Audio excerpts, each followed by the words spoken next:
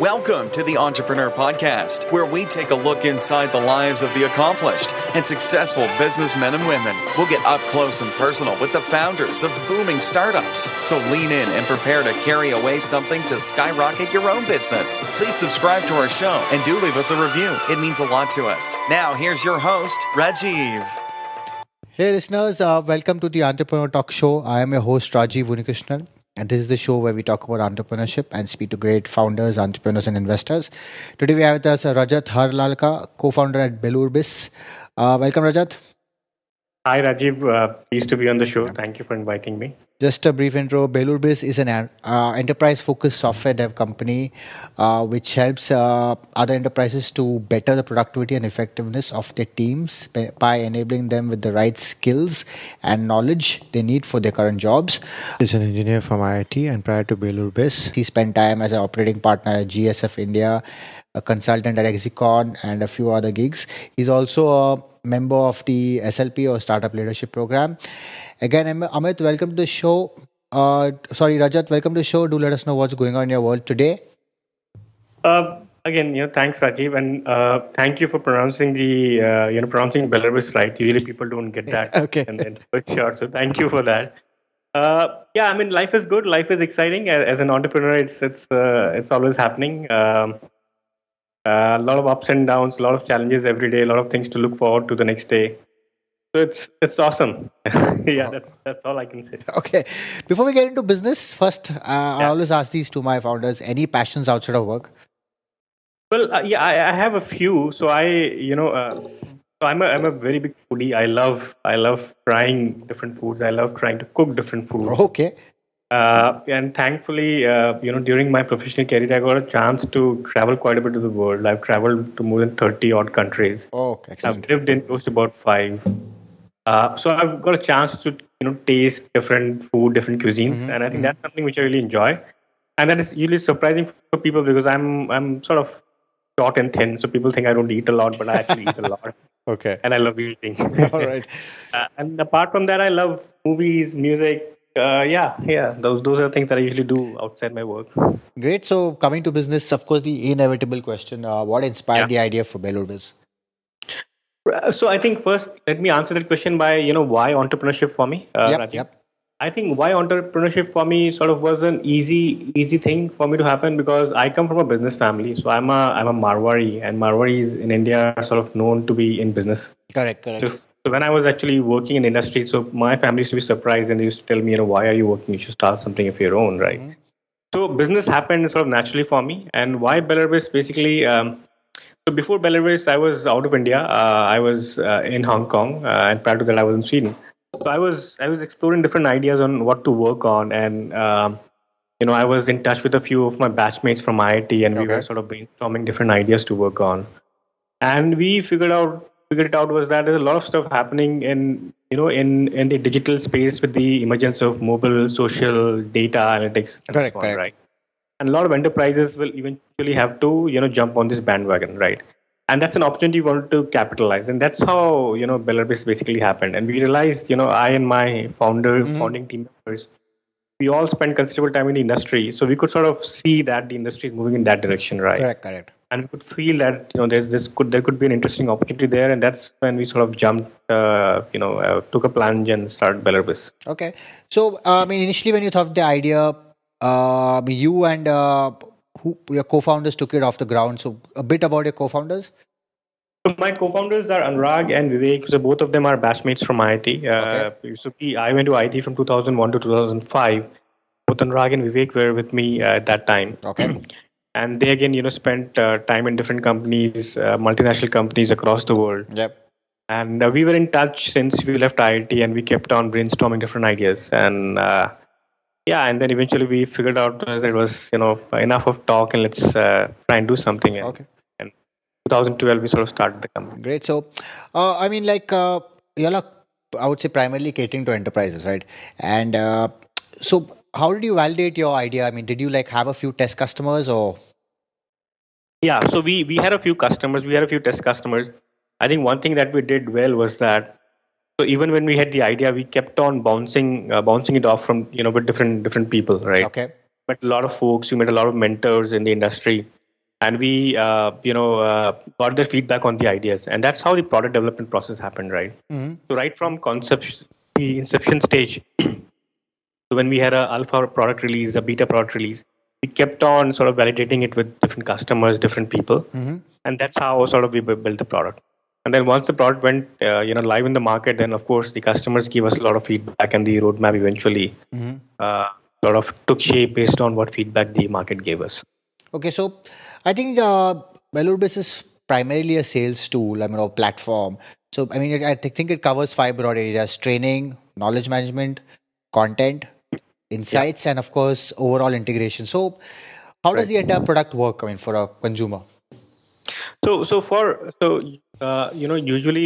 for a lot of companies, even mid-sized companies in today's world, they have their sales team, which are more often than not spread across different geographies, right? And then they usually you'd see that in a sales team, the attrition is pretty high. So you keep on having people leaving the organization, and you keep on getting new people into the company, right? Yeah. And the salesperson is sort of the primary interface you have with the customer. So any company would want the salesperson to be very aware of your product, very aware of your brand. And, when he or she appears in front of the customer, he or she should be equipped well enough to take any questions from the customer, right? Yep. And I think that's where we come in. That's where we help companies. So we basically ensure that through our different modules we have in our product, we ensure that a sales rep has all the required knowledge, skill, know-how of different processes in the company, so that he can optimize every interaction he has with the buyer. Okay. Right? Okay. Whether it be the initial pitch when he's sending to the customer, we help to make sure that the sales reps across different geographies are on the same page, right? Whether it be sharing best practices, we ensure that it is disseminated well within the sales team. Whether it is training, we make sure that whether it's new employees or existing employees getting trained on new product, that happens well. And as an organization, you can keep track on what the sales reps are browsing through, what materials they're reading through, what materials they're sharing, what are the weak areas, what are they looking for and not able to find in terms of market collateral. So I think that's the gap we try to fulfill. Okay. And so you all have modules like Nobi, Cubis. A little bit about your modules that you have. Yeah, so basically, as you said, we have 3-4 broad modules in the platform. So one is Nobi, which is a knowledge management solution. So that essentially what it does is that allows sales reps to share knowledge amongst each other. And this knowledge could be as simple as sales pitch, right? Or it could be as simple as a case study that someone has drafted, or it could be marketing collateral. So it ensures that every sales rep has the latest and the greatest content. It keeps a good tab on what sales reps are searching for. It keeps a good track on what sales reps are sharing with the customers and stuff like that, right? So that's what Nobis does. Second model is what we call Cubis. So Cubis essentially is a learning and training platform. It's a classic LMS sort of a platform, optimized more towards sales teams. It's again, you can sort of train new employees as well as train existing ones on, your new products or your processes or your best practice. And it has a very powerful engine underlying that sort of personalizes the experience for every sales rep. And as an organization, you can keep a close tab on how your sales reps are performing. Okay. What are the weak areas and stuff like that. Yeah. Okay. So, I mean, in terms of growth, you mentioned that you did about 700K last year. And I mean, future is looking good. You're looking at doubling that in the next few years. Are you all on track? Yeah, I think it looks good so far. So in terms of, I think we've got good traction so far. And I think the way the market has responded so far, it looks pretty promising. And I think we should be able to double it in the next couple of years. That's what we're looking for. Okay. Yeah. And where are primary, I mean, if I'm looking at a area or where are you seeing your most customers from rather? Right. So we our most biggest region where we get our customers from is North America. So US is our biggest market. Okay. So that's where we see the most traction happening. Okay. Apart from US, Southeast Asia, India, Singapore, Hong Kong, a little bit Australia is other places where we traction. And what vertical? Is it a mixed vertical? Yeah, so we don't target any particular industry. We are industry agnostic. We are more focused on different operations in a company, particularly the sales team. Okay. So a Zendesk, Freshdesk will be a kind of competition? So Zendesk spreadsheets are sort of our they complement our offerings. So we complement our offerings. Okay. Let me put it that way. Okay. So we've actually integrated our solution with Zendesk. We've integrated with Salesforce. Okay. So these are So we basically ride on them to ensure that the sales rep has Got it. So you'll also link into Marketo and all that, right? I presume. Okay. And so revenue model is a monthly subscription, I guess. Yeah, it's a SaaS model, monthly SaaS. subscription based on the number of users. Yeah. Okay. And no on-premise model yet. So we have an on-premise model that's basically happened because a few customers in India actually wanted that. Okay. But we are not very keen on the on-premise model. Got we it. mainly focus on the cloud-based model. And team size? So we're close to about 40 people right now, all in Gurgaon. Okay. Yeah. So what are the key challenges you've seen over at least since 2015 mid, when the funding has been totally clamped? What are the key challenges you're seeing around your ecosystem? Yeah, I think we've seen both positives and negatives because of that. I think one of the good things that we've seen because of the clamping of funding is that hiring has become a little easy for us now. Okay. That's good for us. The bad thing that we've seen is in general, I think because of the funding crunch. So we're also working with a few startups to provide our offerings to them. I think that has evaporated now. Most of the startups are gone or sort of a restriction on their budgets now. Yeah. So we were actually in discussion with a lot of startups in India, and we're doing trials with a lot of customers in India. So I think that way we've been hit a bit. Of course, yeah. Okay. And you all are bootstrapped till now? We are bootstrapped, and we hope to remain bootstrapped in the next at least couple of years. Excellent. And a rare phenomenon. Okay, and yes. As I said, I come from a Marwari background, so the only language we understand is profit loss, right? I know. I have a lot of Marwari friends. I'm from Bombay, so yeah. Okay. So moving out of business, Rajat, who influenced you most in life? I think my parents have been the biggest influence for me. Both my mother and father, they come from a very small village. I come from Assam. I was born, brought up there. My mother and father, they actually were born in a very small village in Assam, and they've sort of built a sort of good life for us and for themselves. Yeah. Rising from where they came from. And I think whatever I am today is of course because of them. I think they are the biggest inspiring factors for me. Excellent. Apart from them, perhaps the other person who sort of influenced me most is my maternal uncle, my mother's brother. And the reason I say that is because my family has been mostly into business. No one really cared much about education, right? Yeah. My uncle was the first person who sort of went to engineer. He did engineering. He went to NIT Warangal, and then he moved to US, and he's been very successful in the technology industry, right? And he sort of motivated me to study and do well in my studies, right? And that sort of got me to prepare for IT, get into IT, sort of get into technology industry, right? I think that's he's been again a very big motivating person for me in my life. And some of the best advice you've received over time? Some of the best advice, I think, I usually in my family, I keep on hearing, because a lot of people are in business, and business brings in a lot of stress, right? So there's a constant feedback I get that don't focus on results, just focus on the work you're doing, and results will follow automatically. I think that sort of keeps me in good stead during the downturns. I think that's the best advice. Correct. Okay, and so you're obviously involved in the hiring process of the company. So if someone wants to join the company, what's the first thing you're looking for? I think the couple of things we look for. One is I definitely want to see ethically the person sounds strong. I think ethics and honesty are the biggest things that I really prize in any person. And the second thing that I look for is fire in the belly, right? Ambitious person who wants to. So those are two biggest traits that I go after whenever we are trying to hire someone. Okay. And do you believe everyone has the, do you believe what is the most important element to succeed in business? Over your experience? I think perseverance. I think perseverance is the biggest thing that you need. It's very easy to get distracted in today's world. It's very easy to get disappointed as well in today's world. Very true. I think perseverance is perhaps the most important thing you need. Okay.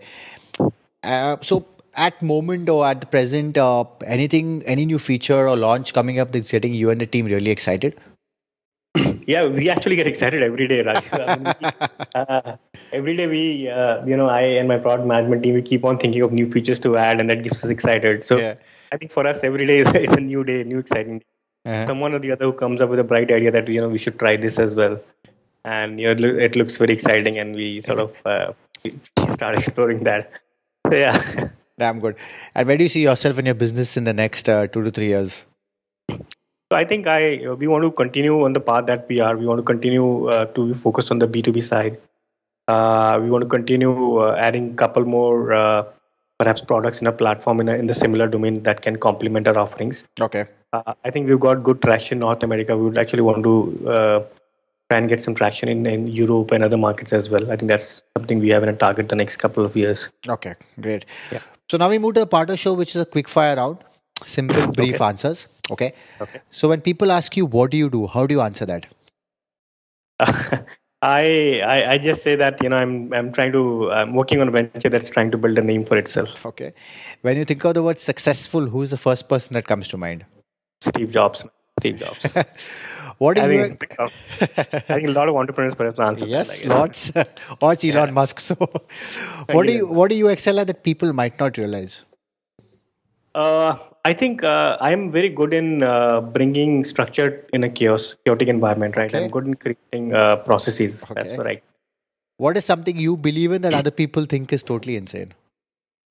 I'm an internal optimistic, so I see positives in everything somehow, and I think that's where people sometimes think I'm really stupid. And what is Rajat's greatest weakness? Apart from food, I think food is my biggest weakness. I think that definitely is the biggest weakness. M-commerce or e-commerce? Sitting in India, M-commerce. Okay. And your favorite city globally? Favorite city globally is my hometown, Guwahati. Oh, wow. Okay. It has a lot of memories attached to it. Of course. And finally, Rajat, any last thought or piece of advice that you may have missed that you want to give our founders? So I would only say is that entrepreneurship is a pretty lonely journey. So make sure that you have friends and mentors around you with whom you can discuss and share your ideas. Okay. I think that's very important. If you do that, I think you'll be in good spirit always. Great. And please let our listeners know how they can reach you and also Bellurbis. Yeah, so you can reach me on Twitter at Rajat Harlalka. You can also email me on rajat.harlalka@bellurbis.com. Mm-hmm. You can read about Bellurbis on www.bellurbis.com. Okay. That's okay. it. Again, Rajat, thanks for taking the time to talk to us and inspiring our listeners to start their own ventures, and all the very best in building and scaling Bellurbis. Thank you so much, sir, and thank you for having me. It was a pleasure. Yes, do visit bellurbis.com and visit us at theasianentrepreneur.com to get the show notes, and also please subscribe to our show on all the platforms and leave a review on your thoughts about the show. Thank you. Thank you for listening, and please subscribe to the show so you don't miss an episode. In the meantime, head over to theasianentrepreneur.com and check out show notes and other information to motivate you in your entrepreneurial endeavors.